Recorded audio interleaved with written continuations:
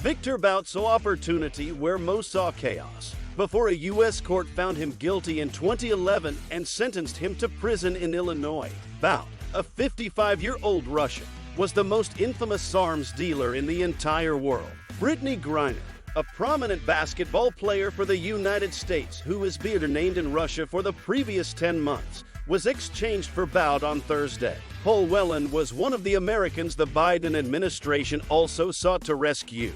However, he was not included in the exchange and he stayed away in Russia. When the Soviet Union broke up in 1991, Bout was in his mid-20s. Huge amounts of Soviet military equipment were left strewn across 15 newly formed nations. Most of them lacked the means to pay their soldiers or manage the arsenal of weaponry they had recently inherited. Almost everything may be had for a fee. The Soviet military had trained Bout as a linguist, and he started buying and arming transport planes for the military. According to the U.S., he sold them everywhere. He was allegedly involved in wars in Afghanistan, Angola, the Congo, Lebanon, Somalia, Yemen, and other places. He sold to rebels who were fighting governments as well as to governments that were fighting insurgents because he was business-minded, not ideological. Documenting Bout's activities has frequently made it impossible to distinguish reality from fiction. But some stories claim that he even provided weapons to both sides of the same fight. Bout always denied supplying weapons, saying instead that he was transporting flowers and frozen chickens to some of the most violent regions on Earth. He was always elusive, although he lived openly in Moscow, traveled extensively, occasionally spoke to reporters, and appeared to enjoy at least some of the spotlight. He became so well known that Hollywood produced The Lord of War, a 2005 film starring Nicolas Cage and partially based on his life. Bout's nick moniker was the Merchant of Death, and the biography with that name was published. Bout managed to evade law enforcement despite facing worldwide sanctions and arrest threats until 2008.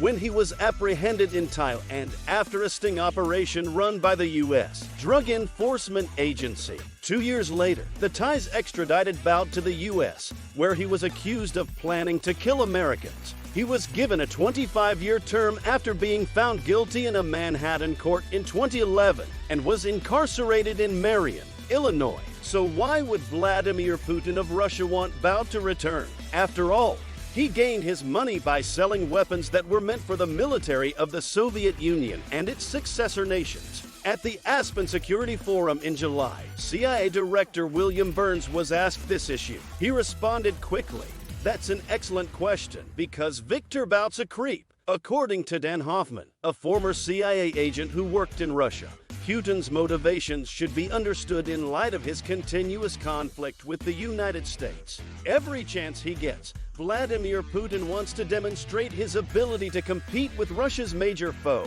According to Hoffman, it's a really smart PR move for him to demonstrate that he's looking out for his own. But in some ways, it seems like the current negotiations are uneven. The United States would be releasing a convicted arms smuggler who had been active internationally for nearly 20 years. As for Brittney Griner and Paul Whelan, Secretary of State Antony Blinken stated earlier this year that they had been wrongfully held and ought to be allowed to return home. The professional basketball player Griner, 32, entered a guilty plea to possessing hashish oil in her suitcase at a Moscow airport in February. 52-year-old Whelan, a former Marine who spent years traveling openly to Russia, was apprehended in 2018 and found guilty of espionage in a covert proceeding. Deals had already been reached between the U.S. and Russia to secure the repatriation of their own individuals. In April, a Russian pilot convicted of planning to smuggle drugs into the United States was freed by the United States,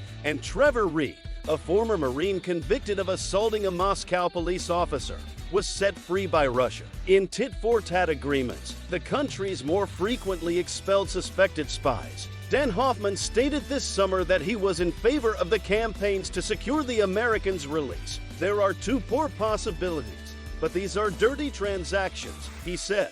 One is allowing Americans to fall ill and possibly get worse while they are doing. The alternative is to essentially make a dirty transaction. If I'm in charge, I'll remove my American citizens. Blinken claimed to have given Russia a plan for the repatriation of 2 Americans back in July, though he did not specifically name Bout in their public pronouncements. The Russians were first interested in the offer, but more lately, they began to show signs of interest. A prisoner exchange between the United States and Russia shows that, despite their strained relations and the conflict in Ukraine, where the United States is the main arms supplier to the Ukrainians, the two nations can still cooperate on some level. Analysts disagree, stating that there is little chance the current state of affairs, which has only become worse, will change.